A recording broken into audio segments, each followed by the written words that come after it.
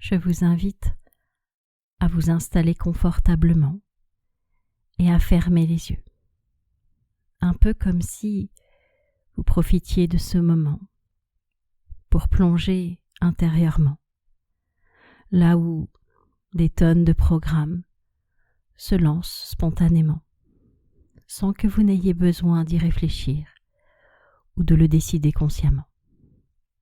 C'est la raison pour laquelle il est possible qu'en arrivant exactement à cet endroit, vous puissiez vous rendre compte de certains programmes qui ne vont pas, des programmes qui ne correspondent pas à la personne que vous êtes aujourd'hui, des programmes qui se lancent un peu trop fréquemment, alors qu'ils pourraient vous être utiles seulement rarement. C'est la raison pour laquelle vous allez peut-être avoir cette impression que les choses se réorganisent, que de nouveaux programmes s'installent pour votre épanouissement.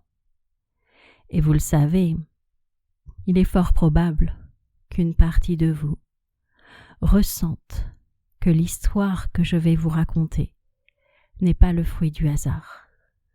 Elle a quelque chose de profondément changeant. Je veux dire que le changement n'est pas forcément de faire des efforts. Parfois, il s'agit simplement de laisser les choses se faire naturellement et d'arrêter de résister. Cela peut se faire en douceur. Et justement, en parlant de douceur, j'aimerais vous raconter l'histoire d'un homme qui travaillait dans une grande entreprise. Dans cette entreprise, il y avait de très grands carreaux aux fenêtres, si grands qu'on pouvait voir toute la ville apparaître. Régulièrement, il y avait des laveurs de fenêtres qui venaient nettoyer depuis l'extérieur avec des nacelles, et une autre équipe venait depuis l'intérieur. Ce qui était assez amusant, c'est qu'il y avait là 2 frères qui travaillaient ensemble, 2 frères sourds et muets, qui arrivaient à communiquer à travers les carreaux. Pendant qu'ils étaient en train de nettoyer, ils pouvaient continuer à se parler, alors qu'une fenêtre les séparait. Cela avait beaucoup inspiré l'homme qui travaillait ici. Il s'était dit que parfois, ce qui peut être vu comme un handicap à l'extérieur pouvait être vu comme une chance sous d'autres apparences. Et il demanda à l'un des frères s'ils accepteraient de pouvoir aller dîner avec lui le soir d'après. Il avait une idée et il se demandait si c'était possible qu'il puisse y participer. Les 2 frères acceptèrent. C'était rare qu'on les invite à ce genre de soirée.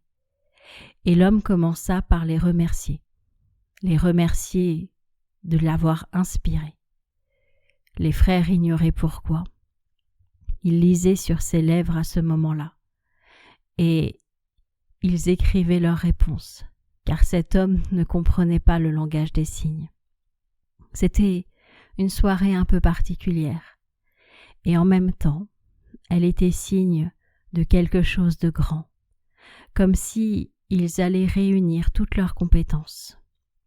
Car je ne sais pas si vous savez, mais parfois, nous avons des frères et sœurs ou des amis, des collègues qui ont d'autres compétences que les nôtres, en tout cas qui ont réveillé d'autres compétences que les nôtres, pour pouvoir servir le bien de la communauté, de la famille, de l'ensemble. Et justement, ces 2 hommes-là allaient pouvoir collaborer pour un grand projet que cet homme avait. Ils ne s'étaient pas rendus compte qu'ils avaient la possibilité de pouvoir apporter ce qu'ils étaient, sans avoir besoin de changer quoi que ce soit, sans avoir besoin d'apprendre quoi que ce soit. Dans les nuits d'après, l'un des 2 frères fit un rêve. C'était un rêve un peu particulier, parce que quelque chose en lui était enfin stimulé, comme si sa croyance qu'il ne comptait pas s'était envolée, comme s'il allait pouvoir apporter sa pierre à l'édifice, être ce colibri qui contribue, qui coopère, qui collabore. Et quelque temps plus tard, le projet de l'homme vit le jour. Ils allaient aider tout un tas d'enfants qui avaient des handicaps très différents. Ils allaient leur montrer que c'était possible d'en faire une force. Et je ne sais pas si vous comprenez que parfois, on ne sait pas à quoi notre vie sert. On ne se rend pas compte de notre importance. On ne se rend pas compte de tout ce que nous pourrions faire, tous ensemble. Et un jour comme aujourd'hui, on peut aller chercher à l'intérieur de nous cette impulsion d'agir pour changer les choses, d'agir pour pouvoir se sentir être dans un monde qui nous plaît. Et je ne sais pas si vous pourriez sentir qu'à l'intérieur de vous, des choses peuvent s'actionner. Je ne sais pas si vous pouvez vous rendre compte que des choses banales que vous faisiez peuvent contribuer à tout changer. Votre particularité, vos compétences propres, vos qualités, votre personnalité, tout cela peut contribuer à faire la différence. Et je me disais que peut-être, suite à cette séance, vous allez ressentir une sorte de confiance, d'estime. Vous allez vous rendre compte que vous êtes quelqu'un d'important. Vous comptez, assurément. Votre place est bien présente. Et je ne sais pas si vous allez pouvoir équilibrer les choses entre faire toutes ces choses pour les autres et en faire pour vous. Car parfois, quand nous faisons les choses pour les autres, nous les faisons aussi pour nous. Quand nous contribuons à ce que les choses s'apaisent, nous allons vivre dans un monde plus en paix. Et je ne sais pas si votre inconscient pourrait revoir les critères de développement et d'épanouissement. Ce que je sais, c'est qu'il a le droit de voir les choses autrement. Il a le droit de pouvoir s'épanouir de 1001 façons. Il a le droit de voir les choses sous un autre angle.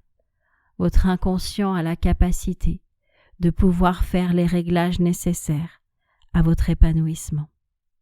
C'est la raison pour laquelle vous pourriez vous imaginer demain, après-demain et dans les jours d'après, voyant à quel point les choses se sont mises simplement en place, tout simplement parce qu'au fond de vous, vous l'avez décidé, vous l'avez enclenché. Vous avez choisi de vous servir de ce que vous étiez pour vivre dans un monde qui vous plaît. Et quand vous le souhaiterez, à votre propre rythme, vous allez pouvoir en douceur revenir à la réalité. Toutes les parties de vous vont pouvoir se réassocier et vous aurez simplement à rouvrir les yeux doucement. Je vous souhaite d'être très heureux.